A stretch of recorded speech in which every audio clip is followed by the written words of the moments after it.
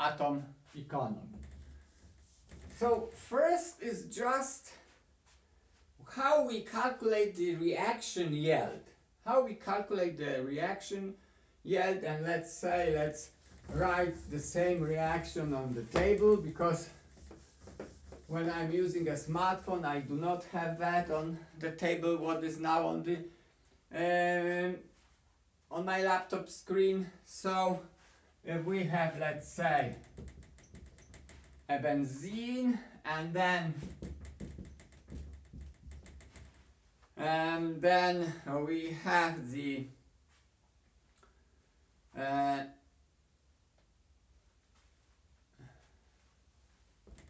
sulfuric acid, and then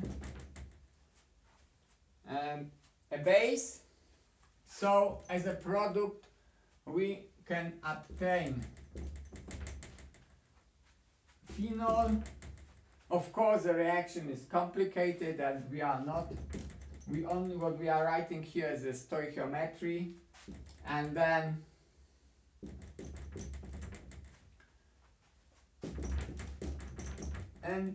water molecule.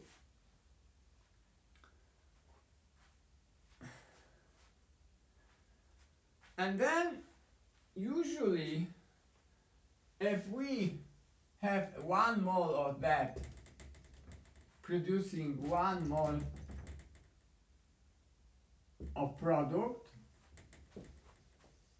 and we are performing a real reaction in lab, and we will isolate 1 mole of that product, then the yield, the reaction yield, will be 100%. If this is lower, let's say we will have 0.L mole, so then the yield will be 80%. And we say 100% of theoretical yield. What is the reason for that? Our chemist who is operating in the lab could not be experienced enough. Then the next is that usually not all of it reacted, so the yield is usually lower than this theoretically allowed from the reaction. So that's the first yield, which is connected with the theoretical mass of product, and it is yield is simply could be defined as actual mass of a product. So actual mass of a product to the theoretical mass of product, which is defined by stoichiometry of the reaction. And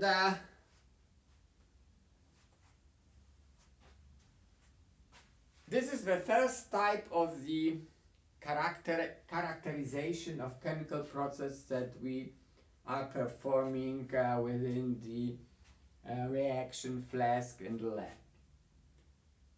Then the second kind is atom economy, defined by Trost.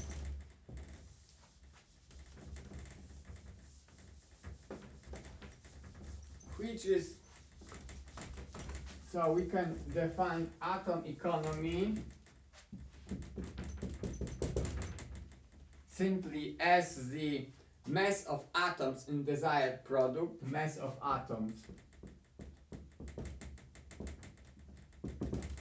in desired product to mass of atoms in reagent or in reactants. Reagents or reactants, that both terms are used. And of course we usually put here 100% to change that into the percentage scale. And then the yield is connected with our laboratory procedure, with our chemist, with the uh, experience of the chemist working in the lab.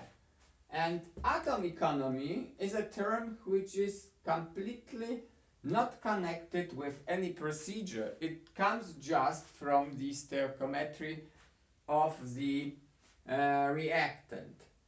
So we are not using any kind of yield here into account, and it simply depends only on the reactant and products. I mean, it simply supposes a 100% efficiency of the process. Yield is not included within this. I hope we are understanding this. The yield is something that depends upon our lab, our experience in the world. Atom economy, it depends only on the equation of the reaction. We have here the Polish equivalent of that, and then I'll send that. But let's say we'll have such a reaction of maleic anhydride from benzene. Maleic anhydride from benzene. Let's write this reaction, and we have here a benzene, and then we have an oxidating, which is the most obvious one and the cheapest. I mean, oxygen from the air, and the product is maleic anhydride, which is important product of chemical industry, and we are synthesizing only also carbon dioxide here and water. And then we can see, we can even use here color.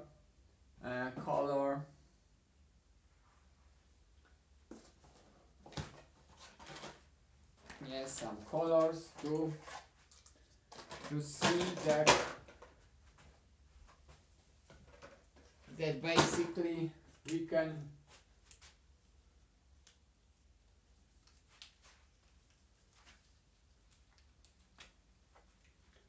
we have 1, 2, 3, 4 carbon atoms. 1, 2, 3, 4 carbon atoms that included into that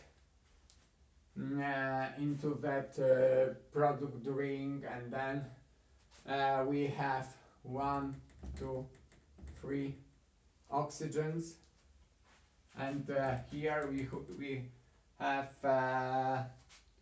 4 oxygens, and then when we also are including the carbon dioxide and water, which also use this oxygen. And if you would like to calculate atom economy, so benzene is 78, so molecular weight 78.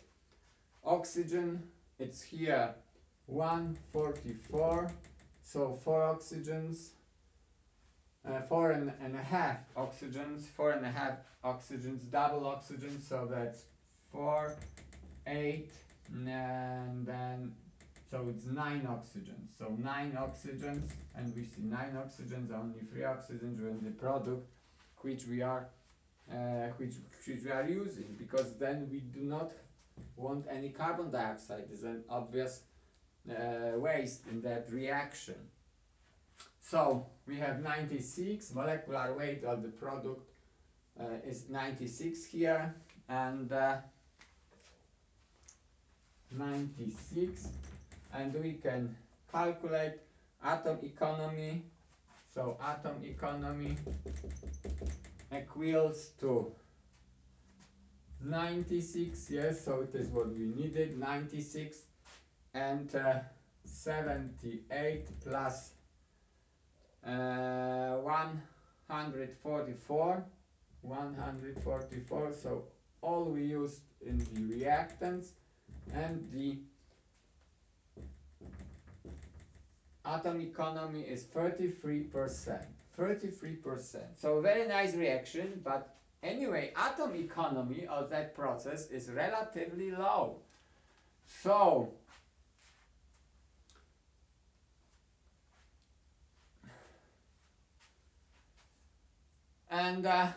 so we need better chemistries to have higher atom economies and to have better performances than these that we have just seen in that malonic acid process.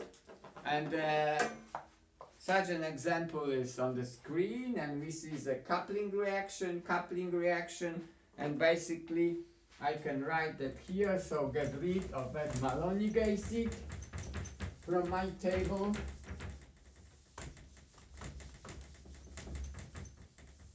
Yes, and we can write coupling. Basically, coupling is R, and we can write R as any group, and then R1, and the product is R1, so a coupled, and hydrogen. And hydrogen, a mass of hydrogen is, or molecular weight of that is 2 only, so very low. So we have an extremely high atom economy. And such chemistry we need.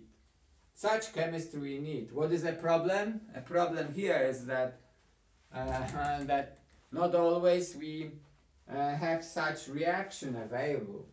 So very often it's beyond our chemical knowledge to perform such a reaction. And let's say similar reactions, for example, two similar products, and we see upper is let's say 55% and lower 100% of atom economy. So everything is included within the product. So we are better and better, but just only a short view on the screen, and we can see that it's not simple chemistry. So of course in industry it will be used, and it's also very useful in lab. Of course it's much more important in chemistry than in lab, because in lab when I'm synthesizing, let's say 1 gram of substance, so even a 50% of atom economy is okay, because then it's nothing. But if I'm just synthesizing tons of the products, then it costs a lot of money, a lot of waste, a lot of environmental pollution. And then we have the so-called E factor, which is something similar to the atom economy. So it is defined, E factor is defined as a mass of waste material. So mass of waste material, and here we have mass of desired products, mass of desired product. And of course if it weights here, so the larger, the higher the F factor, then the performance would be lower. And E factors vary enormously between sectors of chemical industry, but good E factor would typically be around 0.1. This would mean that every 10 kilogram of desired product produce 1 kilogram of waste and byproduct.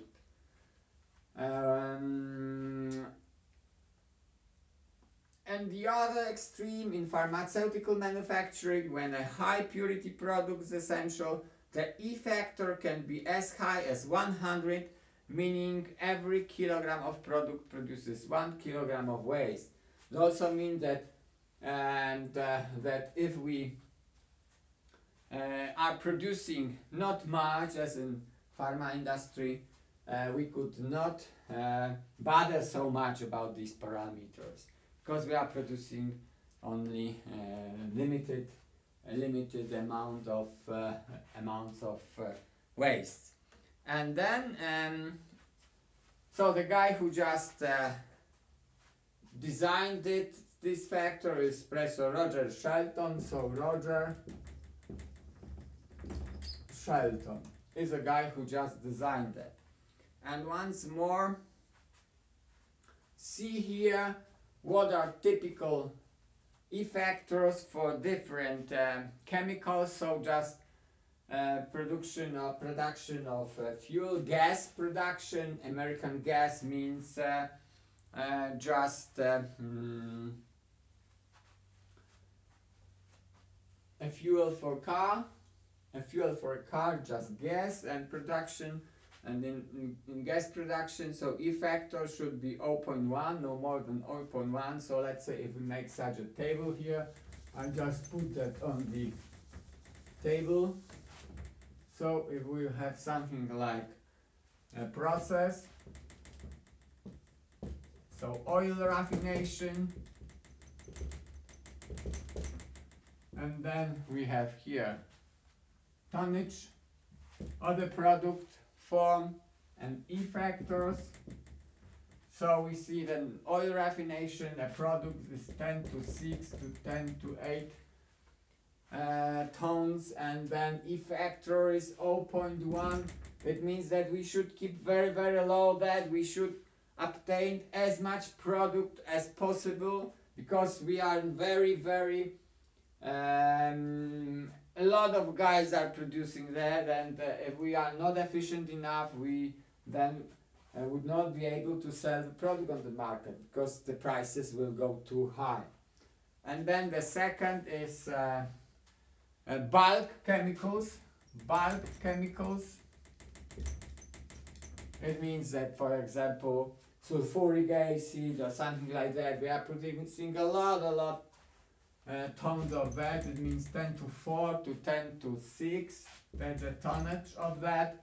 And then we should keep it between 1 and 5 E factor. And then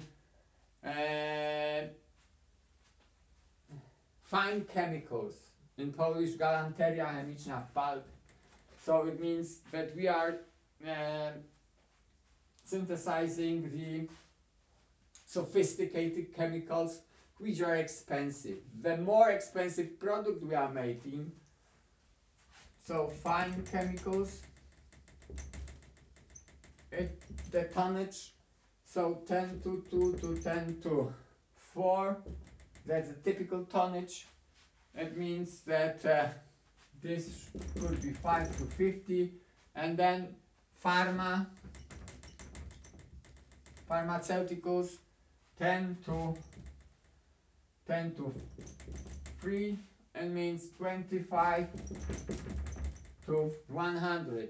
It means that we can have even waste here, because I mean the most important part of the knowledge of the pharma production is not chemical itself. However, still if the synthesis of pharmaceutical is too high, then we could have problem with selling that. But what is the most important knowledge is the knowledge how it performs in just when applied to human organism. Yeah, so it is such a table of E factors, and how this looks like. Yes, we have that here. So we can see that the actual quantity of waste will depend on production level. Yeah, so what was in that table we can see on that figure. And petrochemical, we are producing a lot, million of tons of the product, and then the E factor is here at very, very low, so 0.1, as we discussed in the previous table, or as we had in that. And then bulk chemicals, the production is lower, and then E factor is higher, And then fine chemicals, all pre-production is even lower than from bulk chemicals. We are producing many different kinds of fine chemicals, and of course the production pays off much better than these bulk chemicals. We are cashing, or we are charging for sulfuric acid very low prices, but for example for sophisticated chemicals used in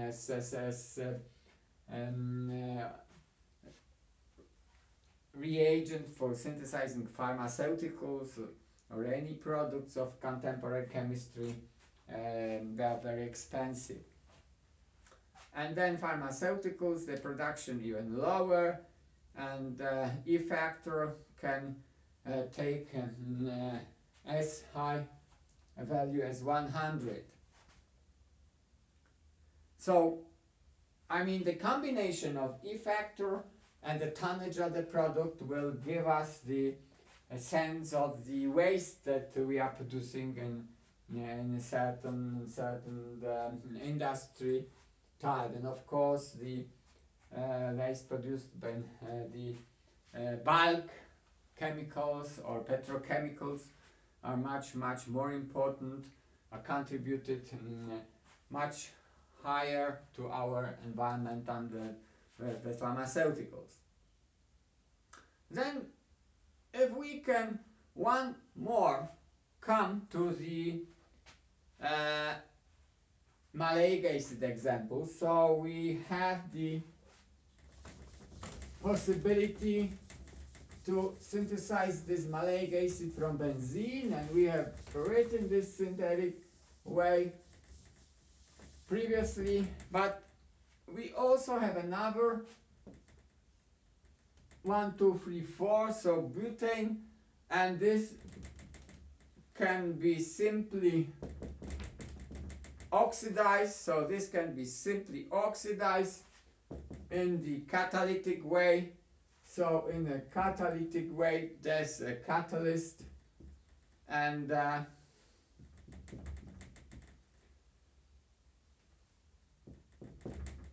product is maleic acid, so maleic anhydride, maleic anhydride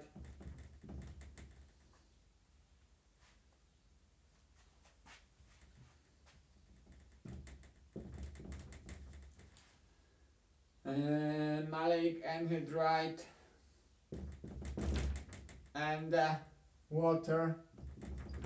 So we have here 4 water molecules. So of course it looks very attractive. So the benzene route we discussed previously, and the butane route which is discussed